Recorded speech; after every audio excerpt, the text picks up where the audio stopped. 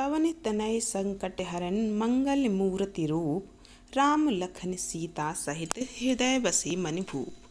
आज हम आपको मंगलवार व्रत की कथा सुनाने जा रहे हैं। आप लोग ज़्यादा से ज़्यादा वीडियो को लाइक कीजिए, कमेंट कीजिए और कमेंट में जय श्री राम, जय बजरंगबली जरूर लिखिएगा। प्राचीन काल की बात है। एक नगर में एक ब्राह्मण और उसकी पत्नी ब्रह्माणी रहती थी। उनका जीवन सुख सुविधाओं से पूर्ण था, लेकिन उनके कोई संतान नहीं थी, जिस कारण वे दोनों बड़े दुखी रहते थे। पुत्र प्राप्ति की कामना से ब्राह्मण हर मंगलवार को वन में जाकर बजरंगबली की घोर आराधना किया करता था। इधर घर पर उसकी पत्नी भी संकट मोचन को प्रसन्न करने के लिए पूरी श्रद्धा से मंगलवार का व्रत करती थी।